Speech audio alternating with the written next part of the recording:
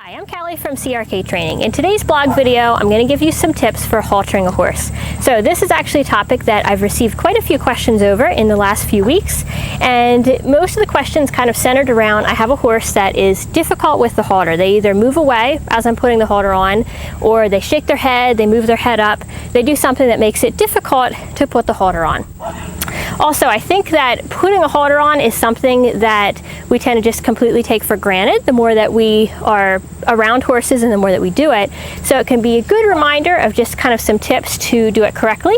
And also for those of you that are new to horses, sometimes you're never really shown how to put the halter on just because people that have done it for a while, again, tend to kind of take the process for granted.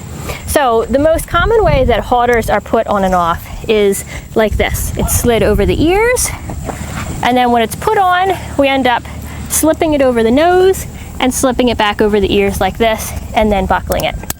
So this is the fine way to put a halter on if you have your halter adjusted properly so that it doesn't end up crushing your horse's ears. And if you're careful about moving the halter over the ears again in a way that you don't crush them, which can, if you're rough with the ears during haltering, that can be part of the problem with the horse being difficult or throwing their head or moving off. However, there is a better way to put a halter on a horse that actually gives you more control of their head. And if you're having trouble with your horse moving off during the haltering process, I would recommend that you do it this way. Also, if you have a horse that's difficult with their ears or that is a little bit more head shy, this can be a much safer and a more effective way to be able to put the halter on. And essentially what this is instead of unbuckling it here, you can leave it buckled. You're going to take the halter off or I should say snapped. You're going to leave it snapped here and you're going to unbuckle it. My halter's a little stiff. So you're going to unbuckle it, you're going to drop it off the horse's head this way. You can tell even when you take it off, you regain a little bit more control of their head because you've got this strap that's basically right here around the top of their neck.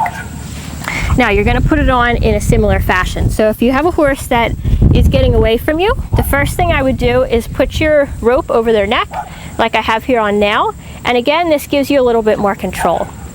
If a horse is getting away from you consistently, one of the best things that you can do is just make sure that you set yourself up, that you have a little bit more control of their head and neck, because you want to break that pattern of them thinking that they can just move off and slip off anytime during the haltering process that they want to. So you've got the rope over the neck, and again, we've left this throat latch piece of the halter snapped, and we've unbuckled the top piece, the crown piece of the halter.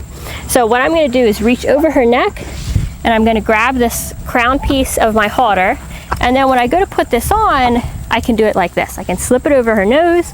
I don't have to even get close to her ears, and then I can buckle it like this. So you can see the whole time here, again, I have a much better control of her head if she was to put it up, if she would start trying to move off or to shake her head. And then again, the whole time through, I've got really good control, and I'm not just slipping it over her ears in that position where if she wanted to put her head up, like if I was right here holding it, when they put their head up, they can easily get away from it.